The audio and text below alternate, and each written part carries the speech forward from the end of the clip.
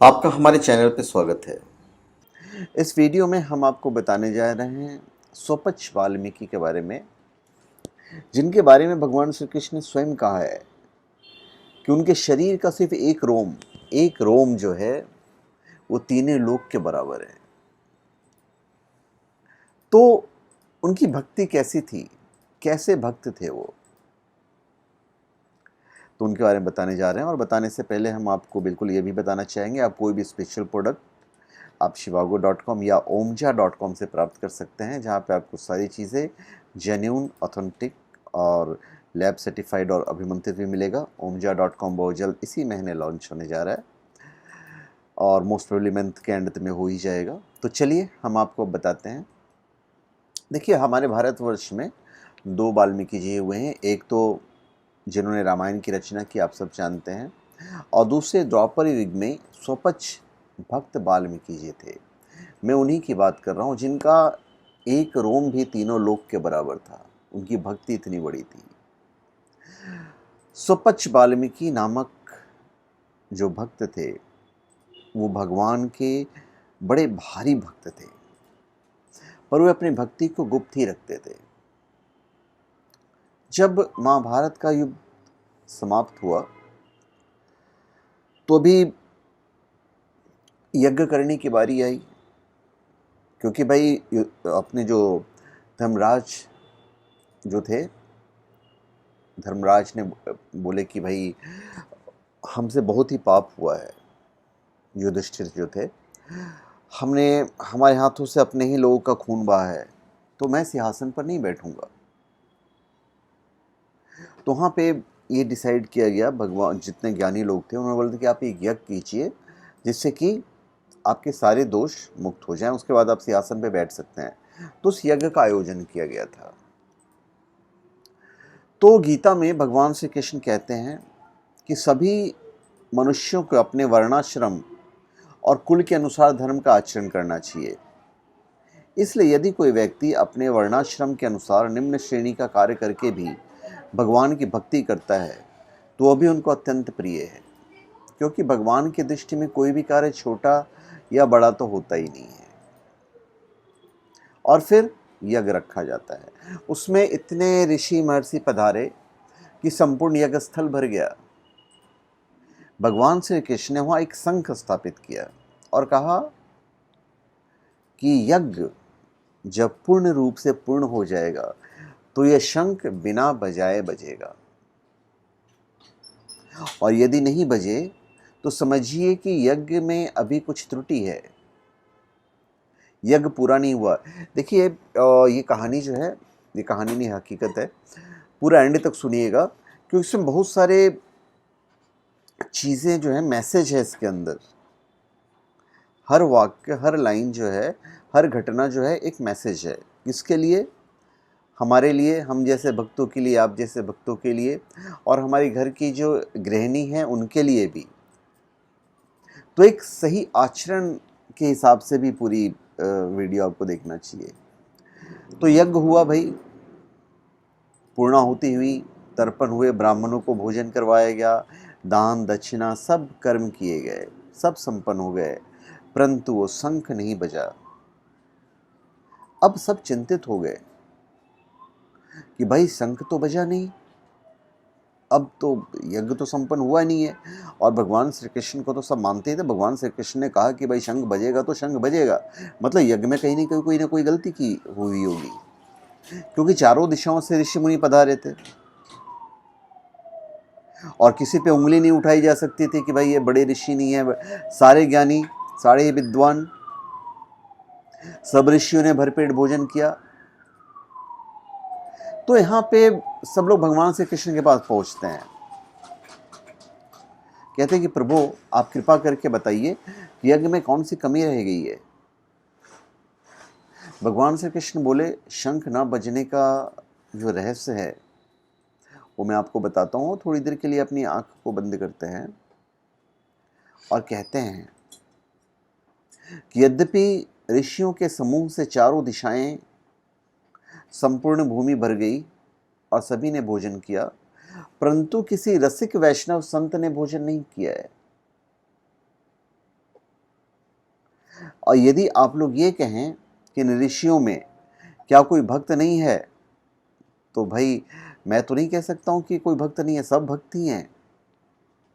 और इन ऋषियों में बहुत ही उत्तम प्रकार के भक्त हैं। फिर भी मेरे हृदय की एक गुप्त बात यह है कि मैं सर्वश्रेष्ठ रसिक वैष्णव भक्त उसे मानता हूं जिसे अपनी जाति, विद्या, ज्ञान आदि का अहंकार बिल्कुल ना हो और अपने जो दासों का दास मानता हो। यदि यज्ञ पूरी करने की इच्छा है तो ऐसे भक्त को लाकर आप बताइए और उन्हें खाना खिलाइए, तो फिर यह यज्ञ पूर्ण माना जाएगा। अब ये सुनकर युधिष्ठिर बोलते हैं कि ऐसे भगवत भक्त तो हमारे नगर के आसपास कहीं दिखाई नहीं देता। ऐसा भक्त तो किसी दूसरे लोक में भले ही मिल जाए। तो भगवान कहते हैं नहीं, भगवान श्री कृष्ण कहते हैं नहीं, यह तुम्हारे नगर में ही रहता है, तुम्हारे आता जाता भी है, पर उसे कोई नहीं जानता क्योंकि वो अपने को प्रकट नहीं करता और अपने भक्ति को गुप्त रखता है। तो भाई वो लोग बोलते हैं कि आप ही बताइए कौन है। ये सुनकर सभी लोग वहाँ पे आश्चर्यचकित हो जाते हैं और उसका नाम बताने की जिद करने लगते हैं। तो भगवान श्री कृष्ण कहते हैं कि सुपच्छ भक्त वाल्मीकि के घर चले जाओ, वे सच्चे साधु हैं और अपनी भक्ति को गुप्त रखते हैं। पर सावधान रहना, भक्तों की भक्ति का भाव अत्यंत गंभीर होता है, उनको देखकर तुम्हारे मन में कोई विकार ना आने पाए। और वो सच्चे साधु भी हैं। अब अर्जुन और भीमसेन दोनों ही भक्त वाल्मीकि जी को निमंत्रण देने के लिए उनके घर गए। जब भगवान ने उन्हें सतर्क करते हुए हृदय की बात खोलकर कही कि जाते हो पर सावधान रहना, क्योंकि भक्ति का भाव अत्यंत दुर्लभ और गंभीर है, सब चीज सिखा के उन्हें भेजा था। अब अर्जुन और भीमसेन वहाँ पहुँचते हैं और निवेदन करते हैं कि भक्तवर, कल आप हमारे घर पधारिए और वहाँ अपनी जूठन गिराकर हमारे पाप ग्रहों को दूर कीजिए, हम सबको परम भाग्यशाली बनाइए। अब वाल्मीकि जी कहते हैं कि हम सब सदा से आपकी जूठन उठाते और आपके द्वार पर झाड़ू लगाते हैं, मेरा निमंत्रण कैसा? पहले आप भोग भोजन कीजिएगा, फिर पीछे से हमें अपनी जूठन दीजिएगा। तो अर्जुन और भीमसेन जो गए थे कहते हैं आप ये क्या कह रहे हैं, पहले आप भोजन कीजिएगा फिर पीछे से हमें करवाइएगा, बिना आपके खिलाए हम लोग नहीं खाएंगे। दूसरी बात भूलकर भी मन में न सोचिए। वाल्मीकि जी ने कहा ठीक है, बहुत अच्छी बात है, यदि आपके मन में ऐसा ही है तो फिर हम ज़रूर आएंगे। पर जाने से पहले श्रीपद जी ने एक बात कही कि भाई हमें बाहर ही बैठकर भोजन करवा देना, पर इस पे वो लोग नहीं मानते हैं। ये बात होती है कि भाई भोजन तो आपको अंदर ही करना पड़ेगा। अब यहाँ पे अगले दिन वो पधारते हैं। अगले दिन पधारने के बाद वाल्मीकि जी पहुँचते हैं, बोलते लाओ भाई खाना खिला दो, वो द्वार पे बैठते हैं। तो भगवान श्री कृष्ण युधिष्ठिर से कहते हैं कि इन्हें पाकशाला में बिठाकर भोजन कराओ। और उधर द्रौपदी जी को भगवान श्री कृष्ण ने कह दिया था कि भाई वो आएंगे तो उनके हिसाब से आपको पूरा भोजन बनाना है। भगवान श्री कृष्ण ने द्रौपदी को अच्छी प्रकार से सिखाया था कि तुम सभी प्रकार के 60 व्यंजनों को अच्छी प्रकार से बनाना, तुम्हारे हाथों की सफलता आज इसी में है कि भक्त के लिए सुंदर रसोई तैयार करो। रसोई तैयार चुकने के बाद राजा युधिष्ठिर जाकर वाल्मीकि जी को अंदर लिवा लाते हैं पाकशाला में और भोजन करवाते हैं। भगवान श्री कृष्ण कहते हैं कि हे युधिष्ठिर, ये तो तुम्हारे भाई हैं, इन्हें सादर गोद में उठाकर स्वयं ले आओ। इस प्रकार इन्हें पाकशाला में लाकर बिठाया गया और उनके सामने सभी प्रकार के व्यंजन परोसे गए। अब जैसे उनके सामने जब भोजन परोसा जा रहा था तो द्रौपदी समझ रही थी कि भाई हमने इतने सारे व्यंजन पकाए हैं, ये तो एक एक व्यंजन खाएंगे और बस ये हमारी तारीफ ही करेंगे और यहीं पे नहीं, सब जगह हमारी खाने की तारीफ होगी। अब होता क्या है कि वाल्मीकि जी क्या करते हैं कि सारा जो खाना रहता है वो एक ही साथ मिक्स कर देते हैं। जितनी भी चीज़ें द्रौपदी जी ने बनाई थी सबको एक ही साथ मिला लिया और खा लिए। 5 निवाले में खाया उन्होंने और उधर शंख बज उठा।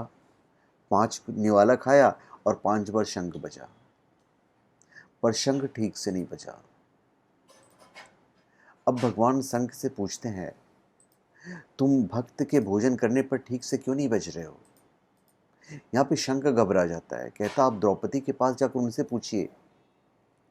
आप मन से ये मान लीजिए कि मेरा कुछ भी दोष नहीं है। जब द्रौपदी से पूछा गया तो उन्होंने कहा कि शंख का कथन सत्य है।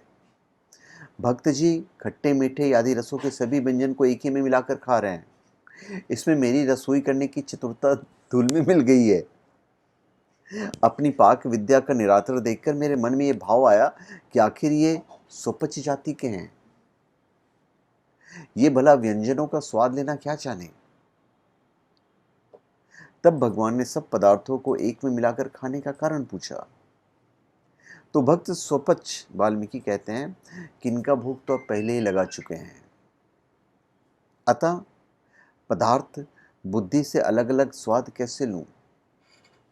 पदार्थ तो एक के बाद दूसरे रुचिकर और अरुचिकर लगेंगे, फिर इसमें प्रसाद बुद्धि कहाँ रहेगी?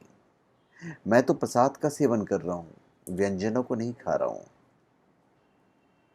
यह सुनकर भक्त वाल्मीकि में द्रौपदी का अपार सद्भाव हुआ और वो भगवान श्री कृष्ण से कहती है कि अब मैं क्या करूं?